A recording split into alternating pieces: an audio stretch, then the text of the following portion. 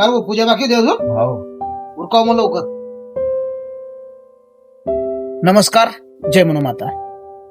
मी माझ्या व्हिडिओमध्ये तुम्हाला देवीचा इतिहास सांगितला, माहेरगडचा इतिहास सांगितला, गवळीवाड्याचा इतिहास सांगितला.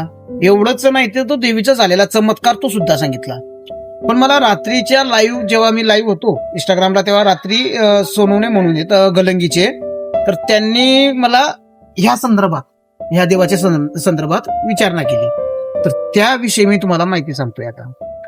तर विषय काय आहे, भाऊ आणि बहिणीचं नातं जसं घट्ट असतं तसंच देवीचा भाऊ. हा, तर देवीचा भाऊ म्हटलं म्हणजे हा राघवदेव. ही शिळा जी आहे ती देवीच्या भाऊच्या नावाची आहे.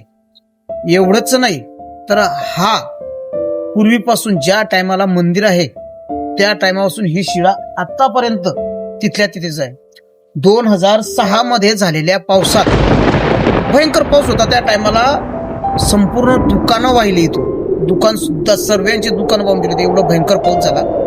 त्या टायमाला जसं बहिणीचं रक्षण करण्यासाठी भाऊ तत्पर असतो, त्याचप्रमाणे राघवदेव सुद्धा देवीच्या रक्षणासाठी त्याच ठिकाण नदीच्या पात्रात इंच भर सुद्धा न हलता जागच्या जागी आजही विराजमान आहे. देवीचा भाऊ, बऱ्याचदा लोक विचारतात की देवीच्या भाऊ म्हसोबा आहे का काय. नाही, म्हसोबाचं स्थान नाही.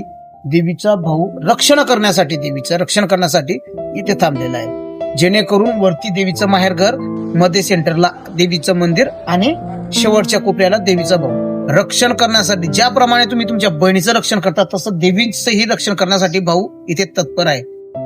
हा विषय बऱ्याच वर्षापासून लोकांना आम्ही तर तोंडी सांगतच असतो, पण म्हटलं चला कुठे कुठे याचा प्रसार झाला पाहिजे. तर आज ह्या व्हिडिओच्या माध्यमातून मी तुम्हाला दाखवलेलं आहे. ह्या देवीच्या भावाला आल्यानंतर नतमस्तक व्हा आणि देवीच्या चरणी विलीन व्हा. नक्की आई जगदंबा स्वरूपात असलेली मनुदेवी तुम्हाला नक्की पावन होईल व तुमच्या मनाच्या इच्छा पूर्ण करण्याशिवाय राहणार नाही. बोलूया मनुदेवी माता की जय.